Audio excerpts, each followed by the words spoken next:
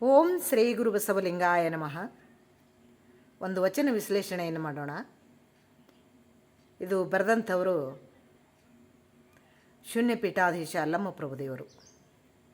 ತನುವ ತೋಟವ ಮಾಡಿ ಮನವ ಗುದ್ದಲಿ ಮಾಡಿ ಅಗೆದು ಕಳೆದನೆಯ ಭ್ರಾಂತಿ ಎಂಬ ಬೇರ, ಒಡೆದು ಸಂಸಾರದ ಹೆಂಟೆಯ ಬಗಿದು ಬಿತ್ತಿದನೆಯ ಬ್ರಹ್ಮ ಬೀಜವ, ಅಖಂಡ ಮಂಡಲವೆಂಬ ಭಾವಿ ಪವನವೇ ರಾಟಾಳ, ಸುಷುಮ್ನ ನಾಳದಿಂದೊದಕವ ತಿದ್ದಿ ದನಗಳ ಇವರು ಹಸೆಗೆಡಿಸಿ ಹೆರೆಂದು, ಶಾಂತಿ ಸಮತೆ ಸೈರಣೆ ಎಂಬ ಬೇಲಿಯ ನಿಕ್ಕಿ ಆವಾಗಳು ಜಾಗರವಿದ್ದು ಈ ಸಸಿಯ ಸಲಹಿದಿ ಕಾಣ ಗುಹೇಶ್ವರ ಅಂತ.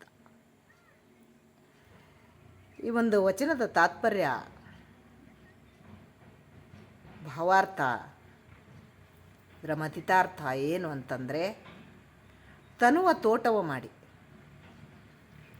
ನಮಗಿರುವಂಥ ಈ ಒಂದು ತನು ಅಂದರೆ ದೇಹವನ್ನು ತೋಟವನ್ನಾಗಿ ಮಾಡಿ, ಅದಕ್ಕೆ ಮನಸ್ಸನ್ನುವಂಥದ್ದು ಗುದ್ದಲಿ ಮಾಡಿ, ಯಾವಾಗಲೂ ದೇಹಕ್ಕೆ ಮನಸ್ಸೇ ಕಾರಣ, ದೇಹದ ಎಲ್ಲ ಕೃತಿಗಳಿಗೂ ಮನಸ್ಸೇ ಕಾರಣ. ಆದ್ದರಿಂದ ಮನವ ಗುದ್ದಲಿ ಮಾಡಿ ಅದಕ್ಕೆ ಹದ ಮಾಡಬೇಕು. ಈ ದೇಹ ಅನ್ನೋವಂಥ ಒಂದು ತೋಟದಲ್ಲಿ ಮನವೆಂಬ ಗುದ್ದಲಿಯಿಂದ ಅಗೆದು ಕಳೆದನೆಯ ಭ್ರಾಂತಿ ಎಂಬ ಬೇರ. ಭ್ರಾಂತಿಯ ಬೇರ ಅಂದರೆ ಏನು? ಭ್ರಾಂತಿ ಅಂದರೆ ಏನು? ಇಲ್ಲದಕ್ಕೆ ಇದೆ ಅಂತ ಕಲ್ಪಿಸಿಕೊಳ್ಳುವುದೇ ಭ್ರಾಂತಿ. ಅದು ಇದ್ದಂಗೆ ಅನ್ನಿಸ್ತದೆ ನಮಗೆ, ಅದು ಹಾಗಿಲ್ಲ, ಅದು ಭ್ರಾಂತಿ. ಈ ಸಂಸಾರದ ಅನೇಕ ಭ್ರಾಂತಿಗಳಲ್ಲಿ ನಾವು ಸಿಕ್ಕಾಕೊಂಡಿವಿ. ಅಂಥ ಆ ಭ್ರಾಂತಿಯ ಬೇರ ಸಮೇತವಾಗಿ, ಈಗ ನಟ್ಟು ಕಡಿತಾರೆ ನೋಡ್ರಿ ಹೊಲದೊಳಗೆ, ಹಿಂದಕ್ಕೆ ಕಡಿತಿದ್ರು. ನಟ್ಟು ಕಡ್ದಾಗ ದೊಡ್ಡ ದೊಡ್ಡ ದೊಡ್ಡ ದೊಡ್ಡ ಹೆಂಟಿಗಳು ಎಬ್ಬಿಸ್ತಿದ್ರು. ಕರಿಕೆ ಬೇರ ಅದು ಭಾಳ ಆಳಕ್ಕಾಗಿದ್ದು ಕರಿಕೆ ಬೇರೆ ತೆಗಿತಿದ್ರು. ಖಾಸಗಿ ಅಂತ ಕರಿತಿದ್ರು ಅದಕ್ಕೆ. ಭಾಳ ಜನ ಒಲಿಗೆ, ಹೆಣ್ಮಕ್ಳು ಒಲಿಗೆ ಉರ್ಲಿಕ್ಕೆ ತರ್ತಿದ್ರು. ದಪ್ಪ ದಪ್ಪ ದಪ್ಪ ಬೇರುಗಳು ಹೊರಡ್ತಿದ್ದು ಒಳಗಿಂದು. ಆ ಒಂದು ಮನದ ಗುದ್ದಲಿಯಿಂದ ಆ ತನುವಿನಲ್ಲಿ ಇರುವಂಥ ಭ್ರಾಂತಿಯ ಬೇರ ಅದನ್ನು ತೆಗೆದು ಬೇರ ಸಮೇತವಾಗಿ ಕಿತ್ತು ಒಗೆದು, ಭ್ರಾಂತಿಯ ಬೇರ ಕಿತ್ತು ಒಗೆದು ಮಾಡಬೇಕಾದ್ರೆ ಹೆಂಟಿಗಳು ಹೇಳ್ತಾವೆ. ಮುಂದೆ ಹೇಳ್ತಾರೆ ಒಡೆದು ಸಂಸಾರದ ಹೆಂಟೆಯ. ನೋಡ್ರಿ, ಇದು ಭ್ರಾಂತಿ ಎಂಬ ಬೇರ ತೆಗೆದಿದ್ದಾಯಿತು. ಆಮೇಲೆ ಹೆಂಟಿಗಳು ಉಳಿದು ಒಡೆದು ಸಂಸಾರದ ಹೆಂಟೆಯ. ಈ ಸಂಸಾರದ ಹೆಂಟಿ ಭಾಳ ದಪ್ಪ ದಪ್ಪ ದಪ್ಪ ದಪ್ಪ ಆಗಿದ್ದವು. ಅಂಥ ಹೆಂಟಿ ಭಾಳ ಒಂದು ಗಟ್ಟಿ ಮುಟ್ಟಾಗಿದ್ದವು. ಅಂಥ ಹೆಂಟಿಯನ್ನು ಒಡಿಬೇಕು. ಅದಕ್ಕೂ ಸಾಹಸ ಇದೆ. ಆ ಹೆಂಟಿಗಳನ್ನು ಒಡೆದಾಗ ಇವಾಗಿಲ್ಲರಿ ಆ ತೊಂದರೆ. ಇವತ್ತು ಭಾಳ ಒಂದು ಈ ಹೊಲವನ್ನು ಬಿತ್ತುವ ಪ್ರಕ್ರಿಯೆ ಭಾಳ ಸುಲಭವಾಗಿ ಮಾಡಿಕೊಂಡ್ರ ಮಷೀನ್ದಿಂದ. ಯಾವ ಯಂತ್ರ, ಈ ಟ್ಯಾಕ್ಟ್ರುಗಳು ನೇಗಿಲು ಹೊಡಿತಾವೆ, ಎಷ್ಟು ಬೇಕೋ ಅಷ್ಟು ಆಳಕ್ಕೆ. JCB ಭಾಳ ಆಳದವರೆಗೆ ಅದು ಅಗಿಬಹುದು. ಆದರೆ ಆಗಿನ ಕಾಲದಲ್ಲಿ ಆ ಗುದ್ದಲಿಯಿಂದ ಅಗಿತಿದ್ರು. ಅದಕ್ಕೆ ಮನಸ್ಸನ್ನುವಂಥದ್ದು JCB ಮಾಡಿದ್ರು ಅಂತ ಅನ್ನಬಹುದು ನಾವು. ಅದಕ್ಕೆ ಅಗೆದು ಕಳೆದನೆಯ ಭ್ರಾಂತಿ ಎಂಬ ಬೇರ, ಒಡೆದು ಸಂಸಾರದ ಹೆಂಟೆಯ ಬಗೆದು ಬಿತ್ತಿದನೆಯ ಬ್ರಹ್ಮ ಬೀಜವ. ಆಮೇಲೆ ಸಂಸಾರದ ಹೆಂಟಿ ಹೊಡಿಬೇಕು, ಆಮೇಲೆ ಅದರಲ್ಲಿ ಬ್ರಹ್ಮ ಬೀಜ ಬಿತ್ತಬೇಕು. ಬ್ರಹ್ಮ ಬೀಜ ಅಂದ್ರೇನು? ಈ ಆಧ್ಯಾತ್ಮಿಕವಾಗಿರುವಂಥ, ಈ ಪಾರಲೌಕಿಕ ಎರಡಕ್ಕೂ ಸಂಬಂಧಪಡುವಂಥ, ಆತ್ಯಂತಿಕ ಸಿದ್ಧಿಯನ್ನು ಗಳಿಸುವಂಥ ಆ ಒಂದು ಬ್ರಹ್ಮ ಬೀಜ ನಾನು ಯಾರು ಅನ್ನುವಂಥದ್ದನ್ನು ತಿಳಿದುಕೊಳ್ಳುವಂಥ ಬ್ರಹ್ಮವಿದ್ಯೆ.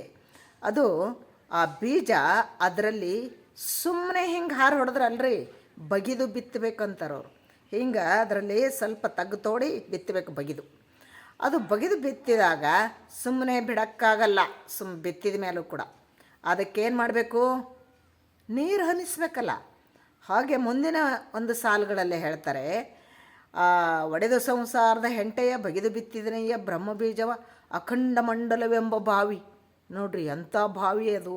ನೀರು ಉಣಿಸ್ಲಿಕ್ಕೆ ಯಾವುದ್ರೊಂದು ನೀರು ತೊಗೋಬೇಕಂದ್ರೆ ಅಖಂಡ ಮಂಡಲವೆಂಬ ಈ ಬ್ರಹ್ಮಾಂಡದ ಸ್ವರೂಪದಲ್ಲಿರುವಂಥ ಈ ಬಾವಿ, ಆ ಬಾವಿಯೊಳಗೆ ನೀರು ಎಂಥದ್ದಿದೆ ಅಂತಂದರೆ ಗಾಳಿಯ ರೂಪದಲ್ಲಿ ನೀರಿದೆ.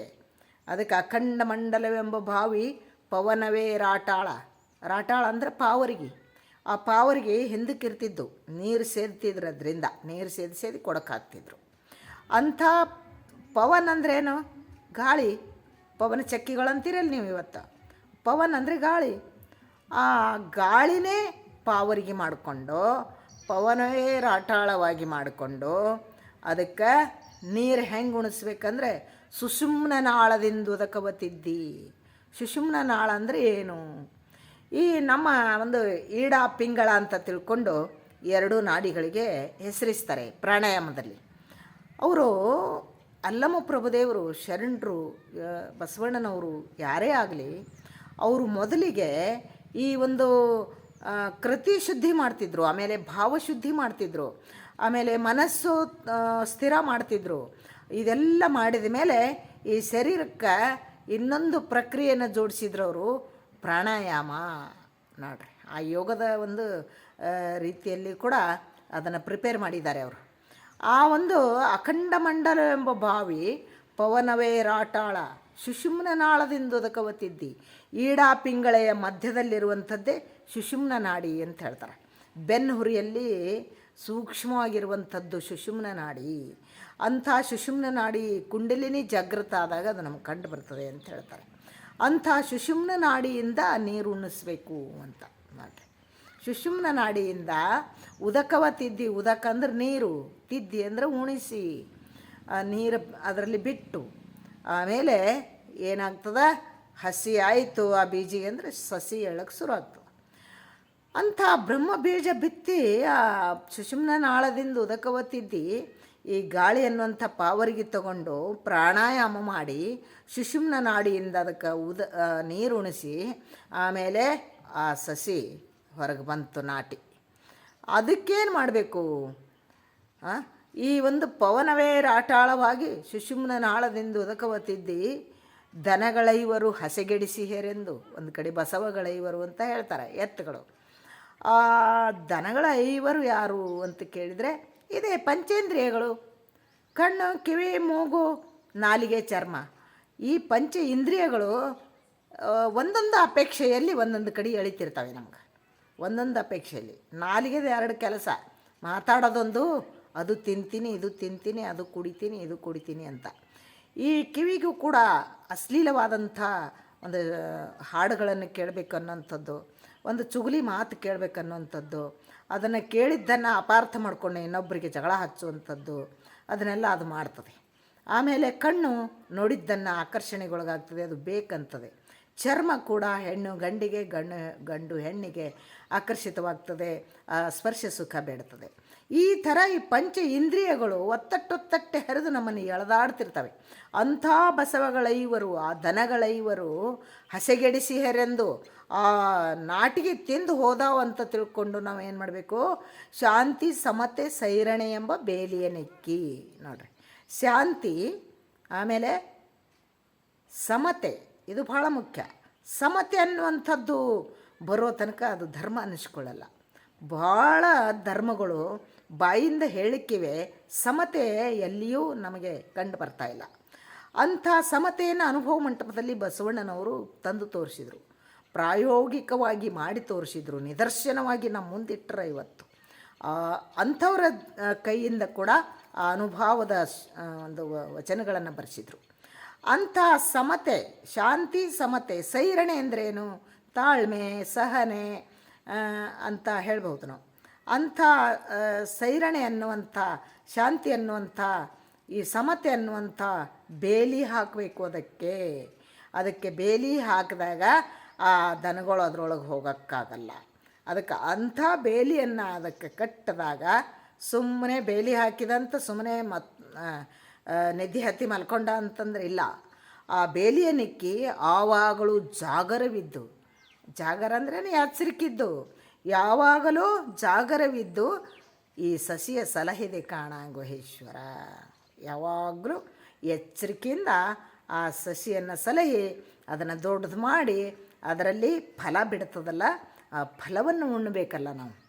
ಅದಕ್ಕೆ ಆ ಸಸಿಯನ್ನು ಆ ಥರ ಕಾಯಬೇಕು. ಇಂಥ ಬೇಲಿಗಳನ್ನು ಹಾಕಿ ಅದಕ್ಕೆ ಯಾವುದು ಈ ಪಂಚೇಂದ್ರಿಯಗಳು ಅದಕ್ಕೆ ಧ್ವಂಸ ಮಾಡಲಾರ್ದಂಗೆ ತಿಲ್ಲಾರ್ದಂಗೆ ನೋಡಿಕೊಂಡು ಅದಕ್ಕೆ ಜಾಗರವಿದ್ದು ಎಚ್ಚರಿಕೆ ಬೇಕ್ರಿ. ಇದಕ್ಕೆ ಒಂದು ಸ್ವಲ್ಪ ಎಚ್ಚರ ತಪ್ಪದೀವಿ ಅಂದ್ರೆ ಮತ್ತೊಂದು ಸಂಘದಾಗ ಹೋಗಿ ಸೇರಿದೆವು ಅಂದ್ರೆ ನಮ್ಮದೆಲ್ಲ ಈ ಕಡೆದೆಲ್ಲ ತಪ್ಪಿಸಿ ಬಿಡ್ತದೆ.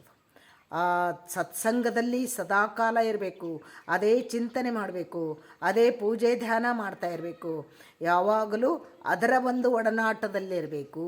ಅದು ಜಾಗರವಿದ್ದಂತೆ. ಇಲ್ಲ ಅಂದ್ರೆ ನಮಗೆ ಎಚ್ಚರಿಕೆ ತಪ್ಪಿಸಿ ಮತ್ತೆ ಎಳ್ಕೊಂಡು ಹೋಯ್ತದೆ. ನಾವು ಇಲ್ಲಿ ಬಿತ್ತತೇವೋ ಇನ್ನೊಂದು ಬಂದು ಹರಗ್ತದ್ರಿ. ಅದಕ್ಕೆ ಅಂಥ ಒಂದು ಎಚ್ಚರಿಕೆಯಿಂದ ಆ ಸಸಿಯನ್ನು ಸಲಹಿ ದೊಡ್ಡದು ಮಾಡಿ ಅದರ ಫಲವನ್ನು ಉಣಬೇಕು ಅಂತ ಅದು ಯಾವಾಗಲೂ ಜಾಗರವಿದ್ದು ಈ ಸಸಿಯ ಸಲಹೆದೆ ಕಾಣ ಗುಹೇಶ್ವರ ಅಂತ ಅಲ್ಲಮ ಪ್ರಭುದೇವರು ಹೇಳ್ತಾರೆ. ಈ ವಚನದ ಈ ಒಂದು ಅರ್ಥವನ್ನು ತಿಳ್ಕೊಂಡು ತಮಗೆಲ್ಲರಿಗೂ ಆನಂದವಾಗಿರಬೇಕು. ಅಂಥ ಒಂದು ಪ್ರಕ್ರಿಯೆಯನ್ನು ಹೆಂಗೆ ಎಳೆಯಾಗಿ ಬಿಚ್ಚಿ ನಮ್ಮ ಮುಂದಿಡ್ತಾರೆ, ಹೆಂಗೆ ನಡಿಬೇಕು ಅಂತ ಶರಣರು. ಅಂಥ ವಚನಗಳು ಭಾಳಷ್ಟಿವೆ. ನೀವು ಕೂಡ ಓದ್ರಿ, ತಿಳಿದಿದ್ದರೆ ಇಂಥ ತಿಳಿದವ್ರ ಜೊತೆಗೆ ಚರ್ಚೆ ಮಾಡಿ ಅದರ ಒಂದು ಅರ್ಥವನ್ನು ತಿಳ್ಕೊಳ್ರಿ ಅಂತ ಹೇಳ್ತಾ ಕೇಳಿದ್ದಕ್ಕೆ ಧನ್ಯವಾದಗಳು. ಸರ್ವರಿಗೂ ಶರಣು ಶರಣಾರ್ಥಿ.